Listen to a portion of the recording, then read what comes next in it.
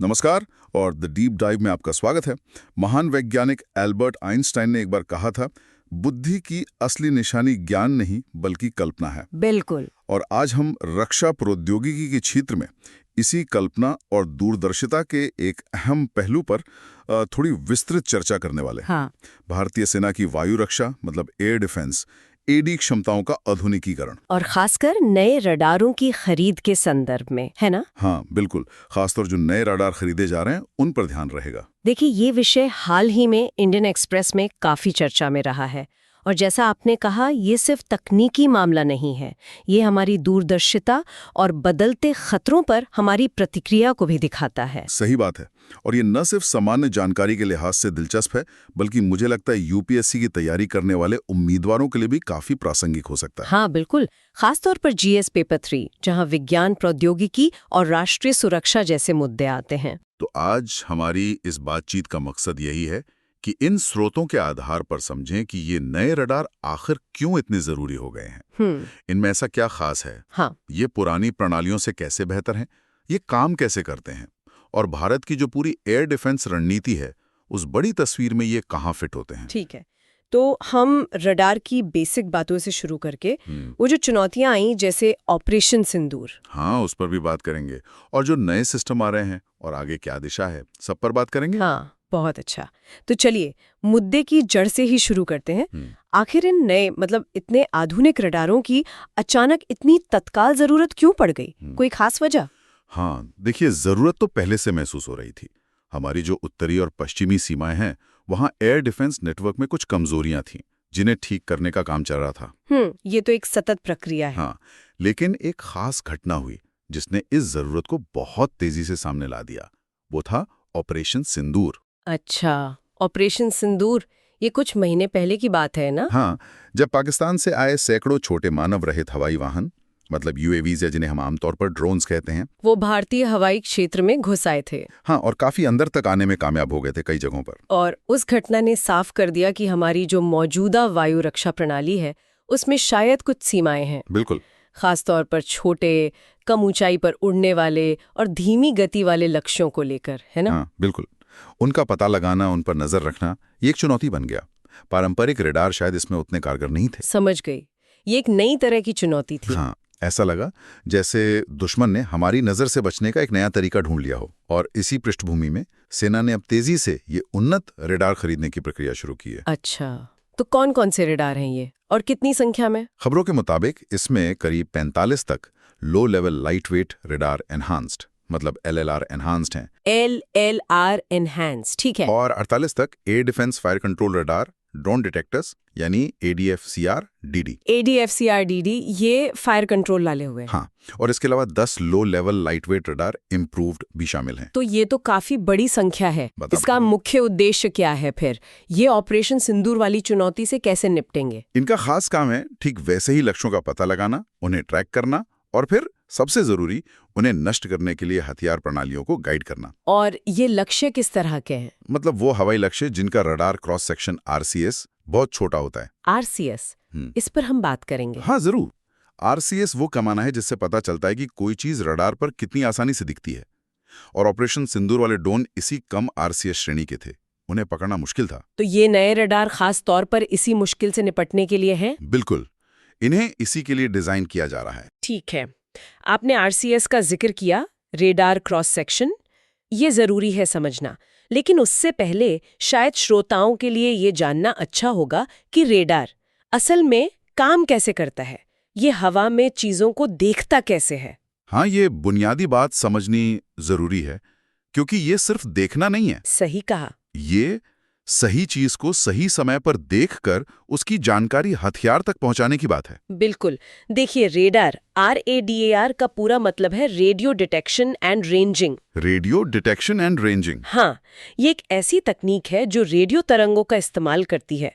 एक radar system में एक ट्रांसमीटर होता है जो रेडियो तरंगे भेजता है बाहर की तरफ। हाँ। अब जब ये तरंगे किसी वस्तु से टकराती हैं, मान लीजिए कोई हवाई जहाज या ड्रोन, तो वो टकराकर वापस आती हैं। अच्छा, इको की तरह। हाँ, कुछ वैसा ही। और रेडार का जो रिसीवर होता है वो उन लौटी हुई तरंगों को पकड़ लेता है। और इन लौटी हुई तरंगों से क्या-क्या पता चलता है? जैसे जिस दिशा से तरंगे लौट रही हैं उससे लक्ष्य की दिशा पता चलती है। एंगल मतलब? हाँ, एंगुलर डायरेक्शन। फिर तरंगों को जाने और वापस आने में जो समय लगता है उससे लक्ष्य की दूरी का पता चलता है, रेंज। अच्छा, दूरी भी पता चल जाती है। बिल्कुल। और अगर लक्ष्य हिल रहा है, मतलब चल रहा है, तो लौटने वाली तरंगों की फ्रीक्वेंसी में एक हल्का सा बदलाव आता है। डॉपलर प्रभाव कहते हैं इसे। हाँ, डॉपलर प्रभाव। उससे लक्ष्य की गति यानी वेलोसिटी का पता चल जाता है। और अगर रडार लगातार ये सब मापता रहे तो वो लक्ष्य के पूरे रास्ते को, उसकी ट्रेजेक्टरी को ट्रैक कर सकता है। तो ये तकनीक तो काफी पुरानी है फिर, द्वितीय विश्व युद्ध के समय से ही महत्वपूर्ण रही है। हाँ, इसका विकास मुख्य रूप से 1930 और 40 के दशक में सैन्य जरूरतों के लिए ही हुआ था। हवाई हमलों से बचाव के लिए ये गेम चेंजर साबित हुई। और तब से लगातार बेहतर होती जा रही है। बिल्कुल। अब रडार काम कैसे करता है ये समझ आ गया, तो अब वायु रक्षा में इस्तेमाल होने वाले रडारों के प्रकारों पर आते हैं। ये जो नए रडार खरीदे जा रहे हैं, क्या ये सब एक ही जैसे हैं? नहीं, बिल्कुल नहीं। वायु रक्षा में मुख्य रूप से 2 तरह के रडार इस्तेमाल होते हैं और भारत दोनों का ही इस्तेमाल करता है। अच्छा, कौन कौन से? एक होते हैं निगरानी रडार, सर्वेलियंस रडार्स, हम्म, और दूसरे होते हैं fire control radar, fire control radars. निगरानी और फायर कंट्रोल, इनमें बुनियादी फर्क क्या है? क्या ऐसा समझें कि एक का काम है बस देखना और दूसरे का निशाना लगवाना? हाँ, काफी हद तक आप सही कह रहे हैं। निगरानी रडार का काम है एक बड़े हवाई क्षेत्र पर लगातार नजर रखना, जैसे कोई संतरी हो। हम्म, वो किसी भी आने वाली हवाई चीज का पता लगाता है। फिर एक ऑपरेटर या आजकल कंप्यूटर सिस्टम ये तय करता है कि वो क्या है, दोस्त है, दुश्मन है या कोई आम नागरिक विमान। और ये सीधे हथियार से नहीं जुड़ा होता? नहीं, आमतौर पर सीधे नहीं। इनका मुख्य काम है खतरे की पूर्व सूचना देना, अर्ली वार्निंग। ठीक है। और फायर कंट्रोल रडार, वो फिर निशानेबाज की तरह हो गए? एकदम। फायर कंट्रोल रडार ज्यादा सटीक होते हैं और इन्हें सीधे सतह से हवा में मार करने वाली मिसाइलों, सैम्स या एंटी एयरक्राफ्ट गन से जोड़ा जाता है। अच्छा। जब निगरानी रडार किसी खतरे का संकेत देता है तो फायर कंट्रोल रडार उस खास लक्ष्य पर लॉक हो जाता है। फोकस करता है। हाँ, और फिर वो हथियार को एकदम सटीक निशाना लगाने के लिए गाइड करता है। ये हथियार प्रणाली का एक अभिन्न हिस्सा होते हैं। समझ गया। तो अब सवाल ये है कि भारत के पास अभी किस तरह का रडार इंफ्रास्ट्रक्चर है? क्या हमारे पास पहले से ये दोनों तरह के रडार नहीं थे? हाँ, बिल्कुल थे और हैं भी। भारत के पास एक मल्टी लेयर्ड रडार नेटवर्क है।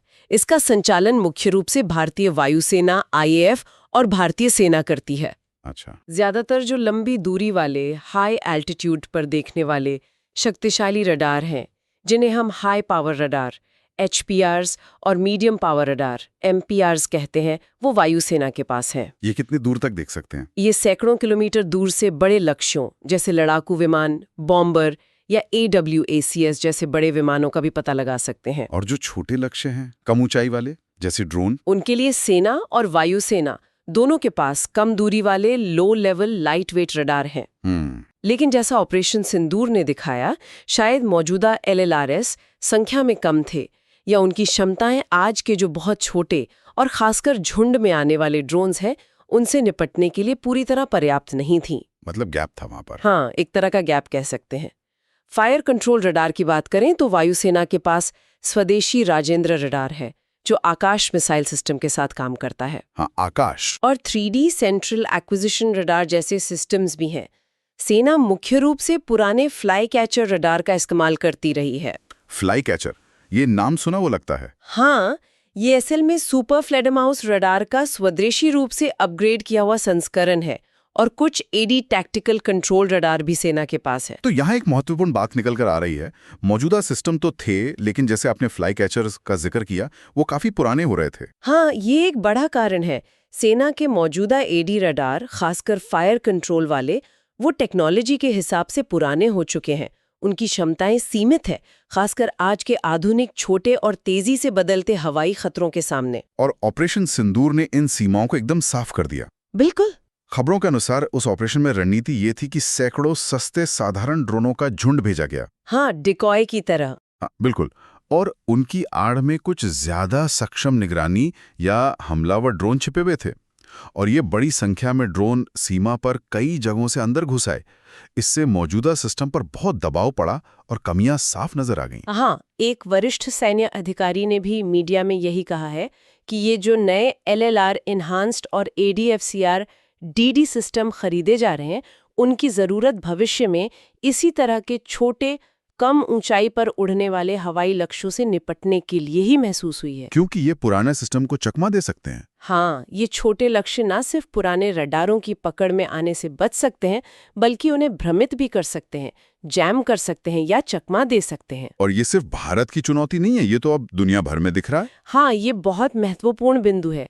जैसा उस अधिकारी ने भी इशारा किया, ऐसे सस्ते, आसानी से मिलने वाले ड्रोन्स का इस्तेमाल दुनिया भर के संघर्षों में बहुत बढ़ गया है। यूक्रेन में हमने देखा। हाँ, यूक्रेन युद्ध में, हमास इजराइल संघर्ष में, और अब हमने ऑपरेशन सिंदूर में भी इसका अनुभव किया। इसलिए अब ज्यादा संख्या में ऐसे LLRs और नए आधुनिक फायर कंट्रोल रडार चाहिए जो ना सिर्फ कम RCS वाले लक्ष्यों को पकड़ सकें, बल्कि भीड़-भाड़ वाले हवाई क्षेत्र में दोस्त और दुश्मन की सही पहचान, आइडेंटिफाई फ्रेंड और फो, IFFP कर सकें। ये बहुत जरूरी है। आपने IFF का जिक्र किया, दोस्त और दुश्मन की पहचान। ये क्यों इतना महत्वपूर्ण है? मतलब जाहिर है दुश्मन को मारना है, दोस्त को नहीं, लेकिन तकनीकी रूप से ये क्यों जरूरी है? ये बेहद जरूरी है, खासकर जब हवाई क्षेत्र में बहुत सारे विमान या ड्रोन हो, अपने भी और दुश्मन के भी। IFF सिस्टम ये पक्का करता है कि हम गलती से अपने ही किसी विमान या ड्रोन पर हमला ना कर दें।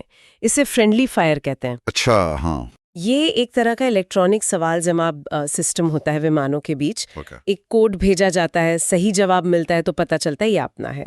आधुनिक लड़ाई में जहां सब कुछ बहुत तेजी से होता है, IFF के बिना काम करना बहुत खतरनाक हो सकता है। समझ गया। और आपने पहले RCS यानी रेडार क्रॉस सेक्शन का जिक्र किया था, उसे थोड़ा और सरल शब्दों में समझाएंगी?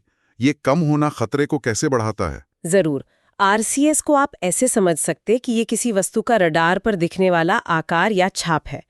इसे वर्ग मीटर में मापा जाता है। वर्ग मीटर में? हाँ, जितना बड़ा RCS होगा, रडार के लिए उसे पकड़ना उतना ही आसान होगा। जैसे एक बड़ा बॉम्बर विमान है, उसका RCS बहुत ज्यादा होगा, जबकि एक छोटा ड्रोन या कोई स्टेल्थ विमान है, उसका RCS बहुत कम होगा। तो क्या RCS सिर्फ चीज के साइज पर निर्भर करता है? नहीं, सिर्फ साइज पर नहीं, ये वस्तु के आकार, शेप, पर उसकी सतह पर कौन सा मटेरियल इस्तेमाल हुआ है और उसकी बनावट, मतलब खास डिजाइन फीचर्स पर भी बहुत निर्भर करता है। अच्छा। आजकल जो स्टेल्थ तकनीक है, उसका पूरा मकसद ही यही है कि विमान को इस तरह से डिजाइन किया जाए कि उसका RCS कम से कम हो। कैसे? वो रडार तरंगों को या तो सोख लेता है या उन्हें इस तरह से बिखेर देता है कि वो वापस रडार के रिसीवर तक न पहुंचे, ताकि वो रडार पर बहुत छोटा दिखे या दिखे ही नहीं। बिल्कुल। समझ गया। तो ये जो नए रडार खरीदे जा रहे हैं, LLR एनहांस्ड और ADFCR TD, इनमें ऐसी क्या खास क्षमताएं होंगी जो पुराने सिस्टम में नहीं थीं? ये कम RCS वाले लक्ष्यों और झुंडों से कैसे निपटेंगे? देखिए, इन नए रडारों में कई आधुनिक क्षमताएं होंगी। सामान्य तौर पर ये ज्यादा तेजी से और ज्यादा बड़े क्षेत्र को स्कैन कर पाएंगे। लक्ष्यों का पता लगाना, उन्हें ट्रैक करना और फिर खतरे के हिसाब से उनकी प्राथमिकता तय करना, ये सब ज्यादा प्रभावी ढंग से होगा। और विशेष रूप से ये दो प्रकार, LLR एनहांस्ड और ADFCR DD, इनकी अपनी अपनी खासियत क्या है? जो LLR एनहांस्ड हैं, उनकी खासियत होगी कि वो बहुत कम RCS वाले ड्रोनों से आने वाले बेहद कमजोर संकेतों को भी पकड़ सकेंगे। अच्छा, मतलब सेंसिटिविटी ज्यादा होगी? हाँ, बहुत ज्यादा। और सिर्फ एक ड्रोन नहीं, बल्कि अगर ड्रोनों का झुंड आ रहा है तो उसका भी पता लगा सकेंगे। झुंड का भी? ये महत्वपूर्ण है। बिल्कुल। साथ ही ये लगभग 10 किलोमीटर दूर तक हथियार प्रणालियों को सटीक निशाना लगाने के लिए जरूरी डेटा, जिसे टारगेटिंग डेटा कहते हैं, वो भेज सकेंगे। और ये डेटा शेयरिंग बहुत तेजी से होगी, ताकि रिएक्शन टाइम कम हो। एकदम। और ADFCR DD, ये कैसे अलग है? ADFCR DD और भी ज्यादा एडवांस्ड फायर कंट्रोल रडार है। इनमें न केवल छोटे से छोटे निगरानी और हमलावर ड्रोनों का पता लगाने की क्षमता होगी, बल्कि उन्हें पहचानने, आइडेंटिफाई, उनका वर्गीकरण करना, क्लासिफाई, मतलब ये किस तरह का खतरा है, कितना गंभीर है, और फिर सीधे हथियार प्रणाली को उन पर फायर करने के लिए नियंत्रित करने की क्षमता होगी। मतलब ये सिर्फ डिटेक्ट नहीं करेंगे, बल्कि हथियार को सीधे गाइड करेंगे। हाँ बिल्कुल, इससे इन छोटे फुर्तीले लक्ष्यों को मार गिराना कहीं ज्यादा प्रभावी और सुनिश्चित हो जाएगा। आप कह सकते हैं कि ये निशानेबाज को और पैनी नजर और तेज हाथ दे रहे हैं। ये तो वाकई काफी महत्वपूर्ण सुधार लग रहे हैं, खासकर ऑपरेशन सिंदूर जैसे अनुभवों के बाद। अब अगर हम भारत के पूरे एयर डिफेंस सिस्टम को देखें तो ये नए रडार उस बड़ी तस्वीर में कहाँ फिट होते हैं? क्या ये अकेले ही सब कुछ करेंगे? नहीं, अकेले नहीं। भारत का जो वायु रक्षा ढांचा है वो एक बहुस्तरीय यानी मल्टी लेयर्ड डिफेंस सिस्टम है। Multi layered? हाँ, इसमें अलग अलग दूरी और अलग अलग ऊंचाई पर काम करने वाले कई घटक शामिल हैं। सीमा के पास एडी बंदूकें हैं, फिर कम दूरी की मिसाइलें हैं, फिर मध्यम दूरी की स्वदेशी आकाश मिसाइल प्रणाली है। आकाश, हाँ। और फिर लंबी दूरी की रूस से ली गई S-400 प्रणाली भी अब शामिल हो रही है या हो चुकी है। तो कई परतें हैं सुरक्षा की। बिल्कुल, और ऑपरेशन सिंदूर के दौरान हाँ कुछ घुसपैठ हुई, लेकिन ये भी सच है कि इस पूरी प्रणाली ने मिलकर काफी हद तक अच्छा प्रदर्शन किया और पाकिस्तान को कोई बड़ा नुकसान पहुंचाने से रोका। और इन सभी अलग अलग हथियारों और रडारों को एक साथ कैसे जोड़ा जाता है? मतलब इनमें तालमेल कैसे होता है? यहीं पर नेटवर्क केंद्रित युद्ध कला का कॉन्सेप्ट आता है। सेना के पास इसके लिए आकाश तीर नाम का एक कमांड एंड कंट्रोल सिस्टम है। आकाश तीर? हाँ, आप इसे एक तरह का नर्वस सिस्टम समझ सकते हैं। ये सेना के सभी एडी रडारों, नियंत्रण केंद्रों और एडी गनों को एक नेटवर्क में जोड़ता है। अच्छा। ये सभी स्रोतों से जानकारी लेता है और एक कॉमन रियल टाइम हवाई तस्वीर बनाता है। इससे पता चलता है कि आसमान में क्या हो रहा है और फिर ये अलग अलग हथियार प्रणालियों के बीच तालमेल बिठाकर समन्वित कार्रवाई सुनिश्चित करता है, ताकि सब मिलकर एक लक्ष्य पर काम करें। हाँ, ताकि सबसे उपयुक्त हथियार को सही समय पर इस्तेमाल किया जा सके। और वायुसेना के पास भी ऐसा ही कुछ होगा? हाँ, वायुसेना के पास इससे भी ज्यादा व्यापक और बड़ा सिस्टम है, जिसे integrated air command and control system यानी IACS कहते हैं। IACS? हाँ, ये एक बहुत बड़ी ऑटोमेटेड प्रणाली है जो न केवल वायुसेना के सभी रडारों, विमानों, मिसाइल बैटरियों को जोड़ती है, बल्कि सेना और नौसेना के एयर डिफेंस सिस्टम से भी जानकारी लेती है। मतलब ये तीनों सेनाओं को जोड़ता है एक तरह से। वायु रक्षा के मामले में हाँ, जानकारी साझा करता है। इसका काम सिर्फ घुसपैठियों का पता लगाकर उन्हें रोकना और नष्ट करना ही नहीं है। अच्छा, और क्या करता है? बल्कि दुश्मन के इलाके में अंदर तक जाने वाले हमारे अपने हवाई मिशन, जिन्हें ऑफेंसिव पैकेज कहते हैं, उनको कंट्रोल करना और उनकी सुरक्षा सुनिश्चित करना भी है। ओह, तो ये डिफेंस और ऑफेंस दोनों में काम आता है? बिल्कुल, ये एक इंटीग्रेटेड कमांड सिस्टम है। तो मतलब ये जो नए LLR इनहैंस्ड और ADF-CR-DD रडार आ रहे हैं, ये मौजूदा आकाश तीर और IACS नेटवर्क में सीधे जुड़ जाएंगे? हाँ बिल्कुल, या उस नेटवर्क का हिस्सा बन जाएंगे। इससे पूरी प्रणाली और मजबूत होगी? यकीनन, ये नए रडार उस नेटवर्क में नई आंखें और कान जोड़ेंगे, खासकर जमीन के नजदीक वाले उस हिस्से में जहां पहले शायद कुछ अंधे कोण, ब्लाइंड स्पॉट्स थे या कवरेज कमजोर थी। लो लेवल कवरेज बेहतर होगी। हाँ, ये नेटवर्क को और सघन बनाएंगे, जिससे छोटे, धीमी गति वाले लक्ष्यों का भी बचना मुश्किल हो जाएगा। ये उस बहुस्तरीय रक्षा कवच में एक बहुत महत्वपूर्ण परत जोड़ रहा है। और भविष्य की क्या दिशा है इस क्षेत्र में? क्या कोई बड़ी एकीकृत योजना चल रही है? हाँ, रक्षा प्रतिष्ठान इस समय मिशन सुदर्शन चक्र के तहत एक व्यापक और एकीकृत वायु रक्षा कवच बनाने पर काम कर रहा है। मिशन सुदर्शन चक्र? हाँ, इसका लक्ष्य है भविष्य के सभी प्रकार के हवाई खतरों से निपटने के लिए एक समग्र रणनीति और प्रणाली विकसित करना। और इसी दिशा में एक महत्वपूर्ण कदम पिछले महीने ही उठाया गया। वो क्या था? रक्षा अनुसंधान और विकास संगठन DRDO ने एक नई एकीकृत वायु रक्षा हथियार प्रणाली integrated air defence weapon system IADWS का पहला सफल उड़ान परीक्षण किया। अच्छा, DRDO का IADWS, ये स्वदेशी है? हाँ, ये स्वदेशी क्षमता के विकास की ओर एक बड़ा कदम है। तो कुल मिलाके ये एक लगातार चलने वाली प्रक्रिया है। नए खतरों को समझना, नई तकनीकें खरीदना या खुद विकसित करना और फिर उन्हें मौजूदा सिस्टम के साथ जोड़ना। एकदम सही कहा आपने।